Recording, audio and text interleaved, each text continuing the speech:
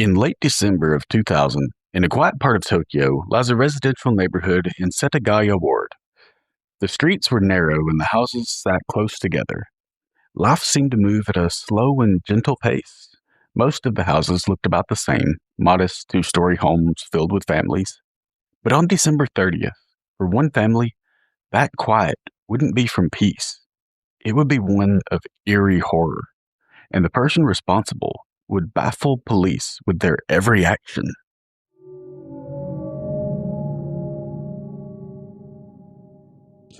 Welcome back to Legends May Live, where we explore the strange, the mysterious, and the eerie. I'm Drew, and today's episode is one that will leave more questions with every step of the way. But before we get into the episode, a quick note that while we try to stick to the fact, sometimes accounts differ and details get lost or skewed over time. Also, any names will likely be mispronounced, so just take it as entertainment. On December 30th of the year 2000, the year was almost over, and for much of the world, the celebrations were about to start. And Japan was no exception, although for them the new year was not just an excuse to get drunk, shoot fireworks, and make resolutions that would last a day and a half. For them, the new year was sacred. It was a time to welcome good fortune and begin anew. And a lot of this involved deep cleaning, preparing special dishes to eat, listening to 108 temple bells ring, among many other things.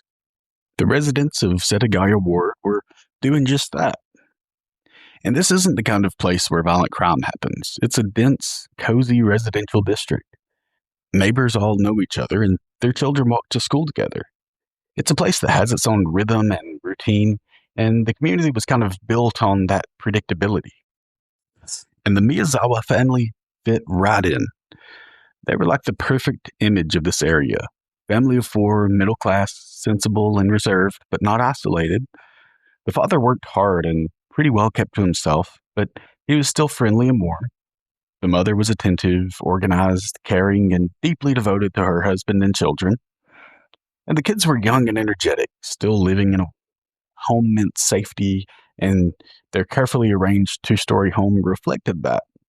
It had its living space downstairs, bedrooms were tucked away on the second story, and it was full of bits of artwork, pictures, and decor that reflected their unique personalities. In Japan, preparations for the new year usually started taking place between the 28th and 30th. And for this family, December 30th started out the way it always does. The day kind of felt slightly suspended in time, caught between the old year and the new, with nothing but hope and possibilities ahead, and reflections on the past running through their minds as they finished up getting ready for the new year. As the day ticks on, shops close a little earlier than usual, streets thin out as families head home, and the city begins to slow to a crawl. At the Miyazawa house, the shoes are sat next to the door, bags are put down, and lights come on room by room as the evening settles in. The house is filled with the soft clatter of dishes, footsteps moving between rooms, children's voices with brief bursts of energy and then calm again. Nothing about the evening feels unusual. But at some point in the night, someone else is already nearby, close enough to see the house and know when the lights turn on, even close enough to understand the rhythm of the evening. Because on the morning of December 31st, the grandmother would find the whole family had been killed. On that morning, police arrived at the scene quickly, and they get to work examining everything, and investigators would later try to reconstruct a timeline. They looked at what was left behind, food that had been prepared, items placed where they would normally go, and signs that the family was settling in for the night, not rushing or afraid. And when the intruder enters, now or whether they had already been inside for some time is uncertain. But at some point during the night, the stillness inside the Miyazawa home, it changes. It's subtle. There's no crash or sudden noise that announces disaster. But someone wakes up, and whether they sense danger or simply hear something unfamiliar, we don't really know, but we do know that this is where the sequence begins. And so investigators would later piece together the order of events by following the house itself, room by room, stair by stair. And the following is what they believe took place. The father, Mikio Miyazawa, hears a subtle noise, and he goes downstairs to investigate. He briefly looks around, not really concerned, more curious as to what he's heard, like what could it have been. And he doesn't see anything, so he starts to turn around to go back upstairs, but as he does, a shadow comes flying toward him, and he can see it out of the corner of his eye, but he doesn't have any time to react before the intruder is right on top of him, stabbing him. And once he's dead, the killer eased Mikio to the floor, and he looks up the staircase intently, watching and listening to be sure no one heard the struggle. And once the killer was confident that no one else had woken up, they eased their way up the stairs. He slowly opens the door to Mikio and Yasuko's bedroom, and as they entered, Yasuko wakes up and looks over. For a moment, she's thinking it's her husband coming back to bed, but in a flash, the killer's already at the bedside with their knife plunging into Yasuko. She fights back, and she fights back hard, but it's too late. The killer is fast and brutal. Within moments, Yasuko would stop moving. And if this wasn't evil enough, the killer then went and did the same to the two children. Any sense of safety that once lived in the walls of that house is stripped away, piece by piece. The sounds never rise high enough to escape the home. Neighbors sleep on, separated from violence by only a few feet and a wall of thin air. After the violent attack ends, the Miyazawa home doesn't erupt into chaos. It doesn't fill with noise. It just stops. The rooms stay frozen in time for the most part.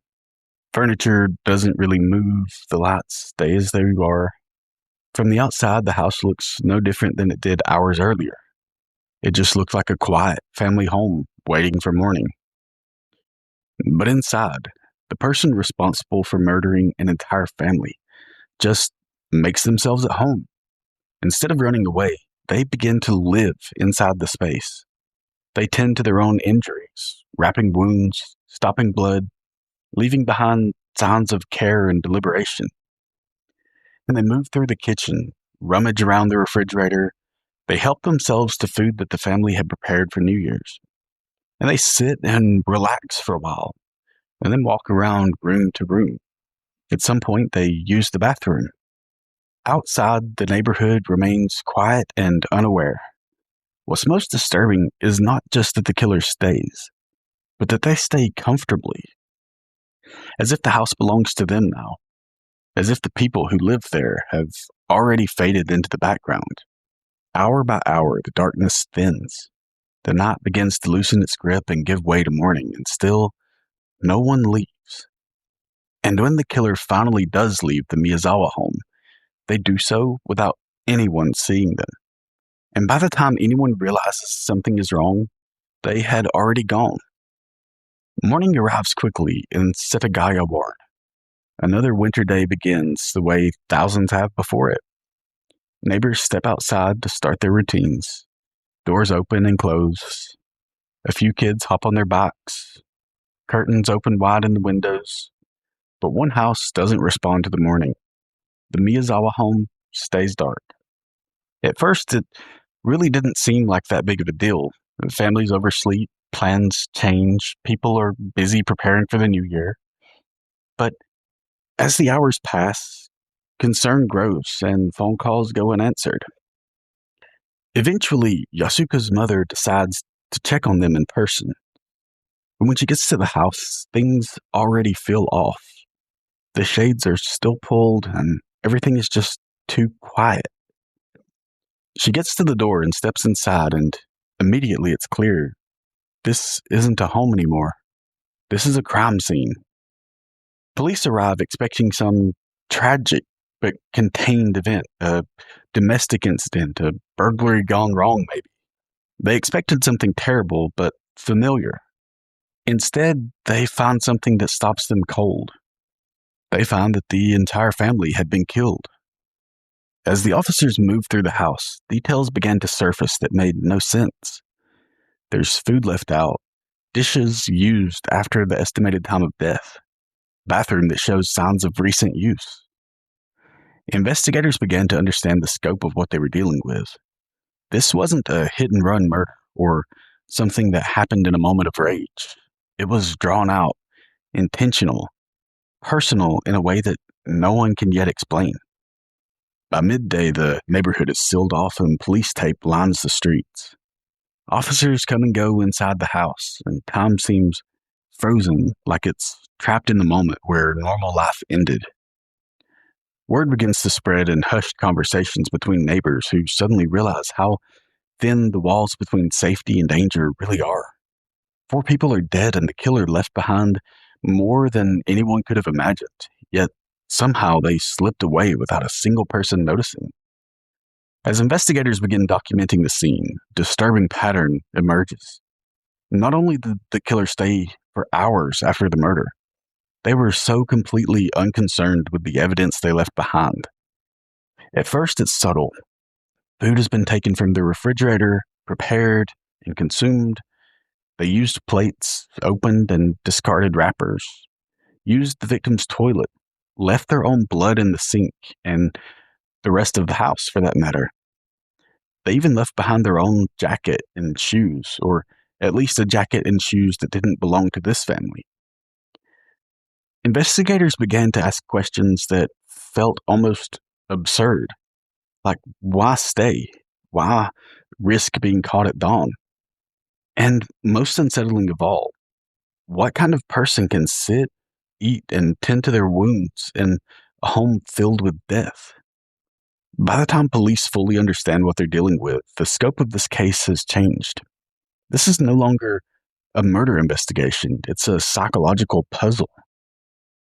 From a forensic standpoint, the Miyazawa home should have been a dream. Blood was everywhere, not just in one room, it was throughout the house. The killer left behind blood, skin cells, clothing, saliva. It wasn't a partial profile that they had left behind. This was a full genetic blueprint.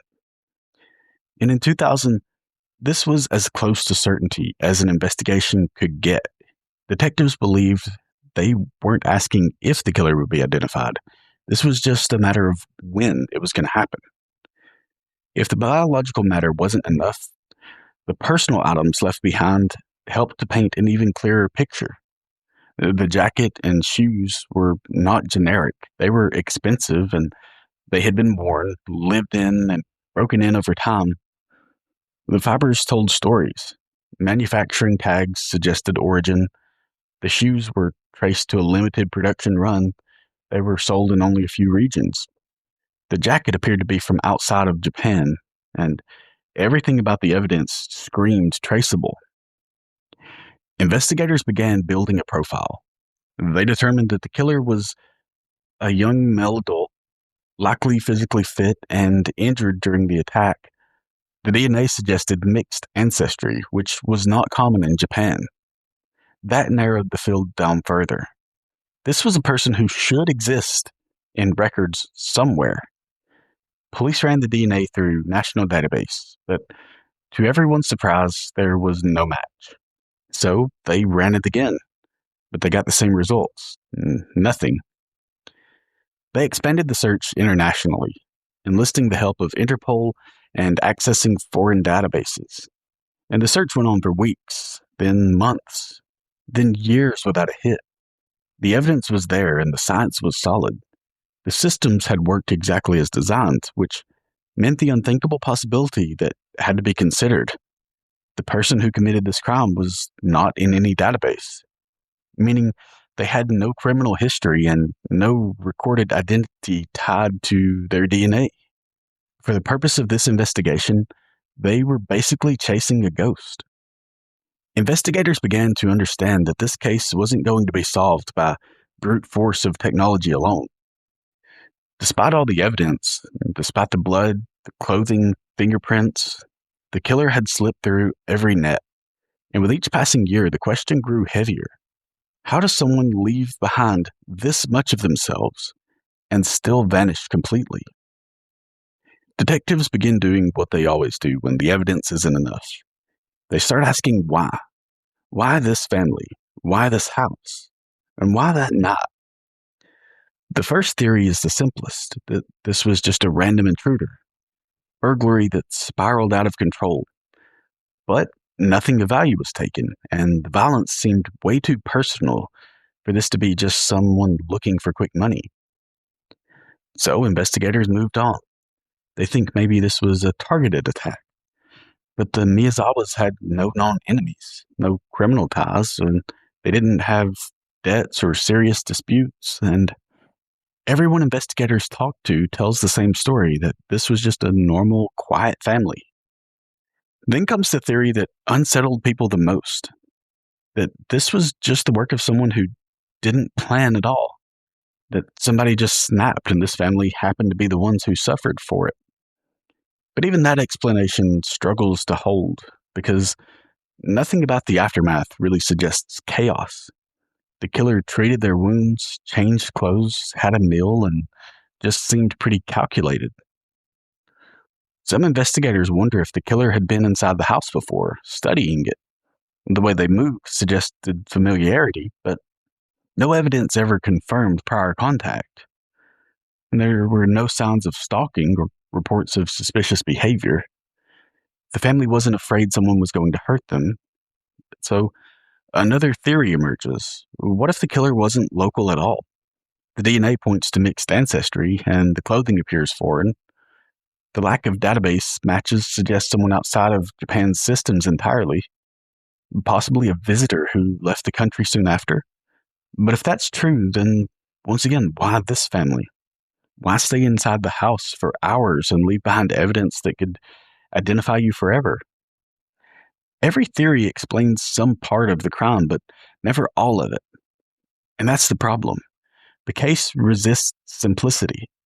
Each explanation bends under the weight of details until it breaks. As years pass, public interest grows, but clarity does not. The evidence remains. The DNA remains, but so does the silence. And somewhere out there, the person who did this continues to live their life, untouched by the crime scene they left behind. As the years pass, the Miyazawa case does not fade. It becomes part of the background noise of Japanese criminal history, a case everyone knows but no one understands. The evidence is preserved meticulously. The DNA profile is kept on file. The clothing remains cataloged. The house itself becomes a symbol, spoken about in lowered voices. Every advancement in forensic science brings the same question back to the surface. Will this be the breakthrough? New DNA techniques are tested and international databases expand. Cold case teams revisit the file again and again. But each time the answer is the same. No match. The killer remains unidentified. But the hope remains that one day there will be justice for the Miyazawa family.